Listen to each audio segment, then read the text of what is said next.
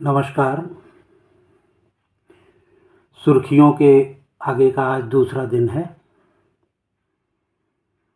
आज का विषय हमने रखा है शिक्षा, वह भी ऑनलाइन पढ़ाई। School children's online and offline learning survey की एक रिपोर्ट आई है। इसमें पूरा चित्र खाका खींचा गया है कि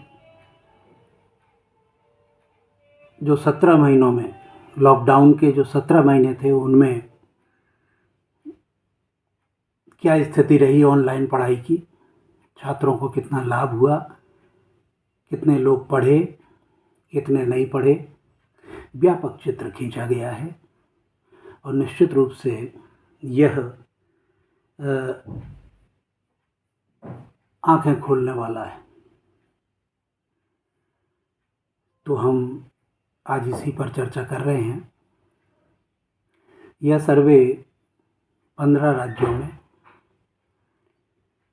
और 1400 स्कूलों के क्षेत्रों में किया गया। इस तो बड़ी चौंकाने वाली रिपोर्टें दी है।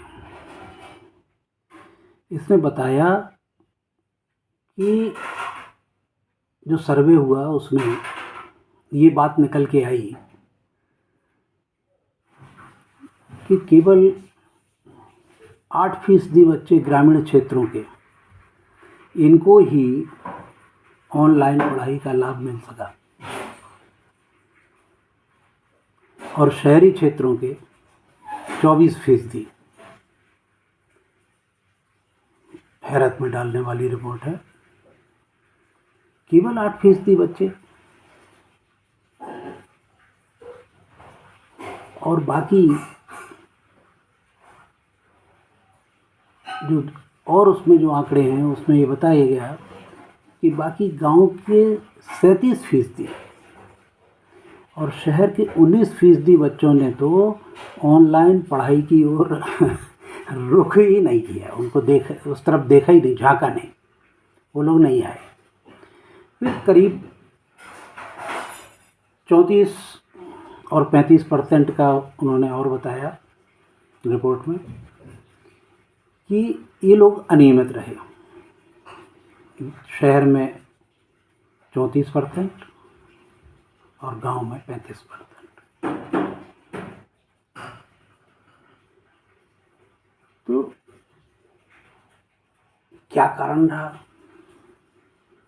वह भी बताया गया। इसमें ऑनलाइन पढ़ाई जो शुरू की गई तो इसमें साधनों पर चिंता ही नहीं की गई कि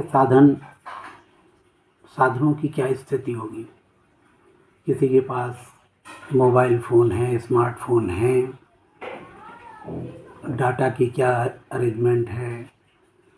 इवन शिक्षकों के पास उस तरह के फ़ोन्स और इस तरह के उपकरण हैं। उन साधनों और सुविधाओं पर तो चिंता ही नहीं की गई।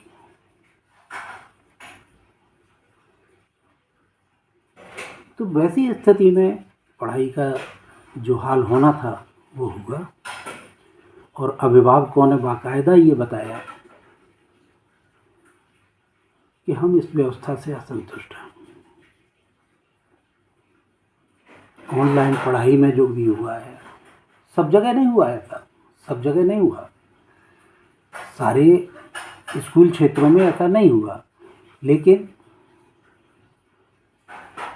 जहाँ हुआ वहाँ जम के हुआ। रिपोर्ट तो ये भी कहती है कि 75% स्टूडेंट्स को पढ़ाई का नुकसान हुआ है।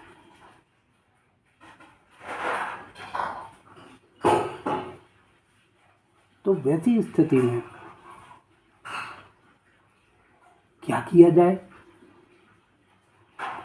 17 महीने से अधिक का समय लॉकडाउन का, कोरोना काल का, और 500 दिन उस समय ये व्यवस्था रही।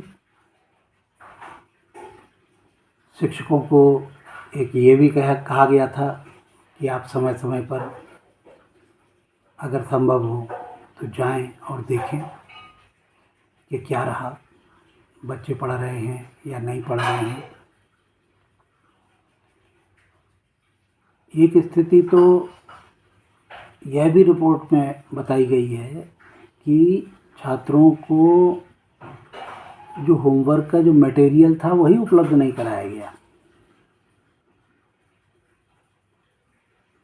कमाल है। यानी इस पढ़ाई के प्रति जो चिंता, जो तैयारी होनी चाहिए थी वो हुई नहीं। और ख़ास तौर से यह भी बताया गया रिपोर्ट में कि कुछ 5वीं कक्षा में पहुँचे हुए बच्चे, उनका जो स्तर था वो तो कक्षा 1 और 2 के छात्रों की जो पढ़ाई है उसके समकक्ष भी नहीं था। मतलब कई बच्चे तो ऐसे थे इसमें, लगभग 40%, कि उनको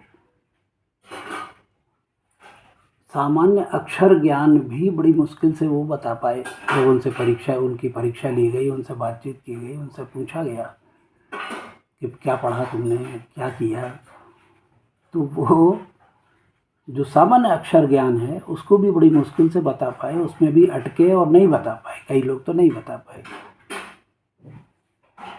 और ऐसे बच्चों को जिनकी संख्या 56% है,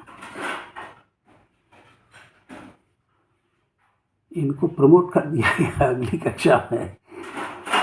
तो केवल यह दिखाने के लिए कि हम काम कर रहे हैं और स्कूल में स्कूल में तो नहीं, ऑनलाइन पढ़ाई चल रही है, यह दिखाने के लिए केवल ऐसा हुआ। हैरत में डालने वाली बात।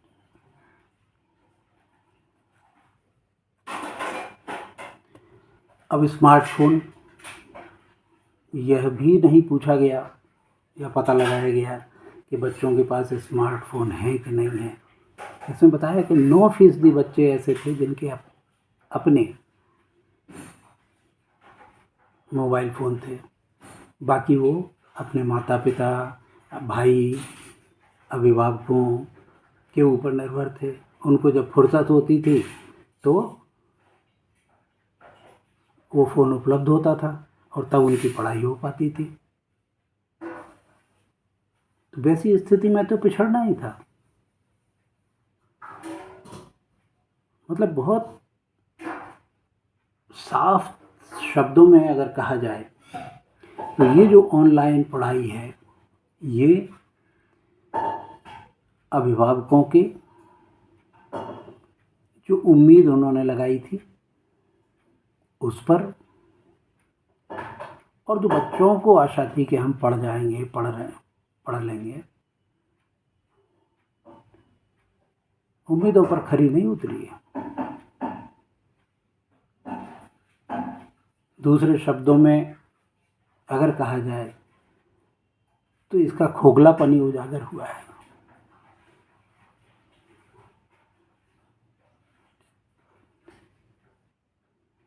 तो ऐसी स्थिति में अब क्या किया जाए, तो यह सुझाव दिए गए। यह भी सुझाव रिपोर्ट में है और विशेषज्ञों ने रिपोर्ट में दिए हैं कि अतिरिक्त कक्षाएं ली जाएं इनकी पढ़ाई पर, क्योंकि आज जो वर्तमान प्रतिस्पर्धा की स्थिति है उसमें ये बच्चे टिक नहीं पाएंगे कहीं भी, या टिकना इनको मुश्किल होगा। कैसे टिक पाएंगे जब सिर्फ 8% बच्चों ने पढ़ाई में हिस्सा लिया हो, जब 40% बच्चे अक्षर ज्ञान से वंचित हों, जब 56% बच्चे बिना पढ़े प्रमोट कर दिए गए हों। सवाल तो है, इनके भविष्य का क्या होगा? आज तो ये प्रमोट हो गए, लेकिन इनके भविष्य का क्या होगा? और इसका कारण सिर्फ यही रहा कि साधनों और सुविधाओं की कमी, अनदेखी कि भी कह सकते हैं इसको। अब जिन 15 राज्यों में सर्वे हुआ, उनमें मध्य प्रदेश, छत्तीसगढ़, उत्तर प्रदेश, गुजरात, बिहार, झारखंड, असम, महाराष्ट्र जैसे 15 राज्य हैं। राजस्थान भी इसमें शामिल है, हिंदी बेल्ट का। तो बात मैं सुझाव की कर रहा था कि एक तो अतिरिक्त क्लास लिए जाएं, ऐसे ही दिया। दूसरा, एक नई जो बहुत ही अच्छी बात कही गई रिपोर्ट में कि स्कूल के प्राचार्यों को, स्कूल के प्राध्यापकों को यह अधिकार दे दिया जाए कि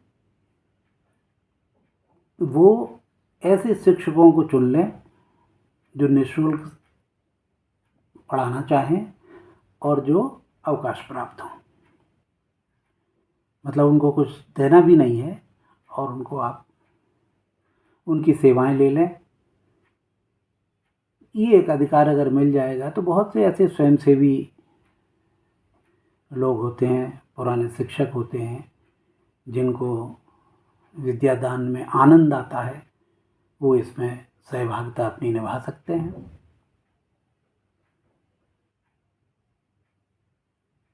बहुत बहुत धन्यवाद। आज इतना ही।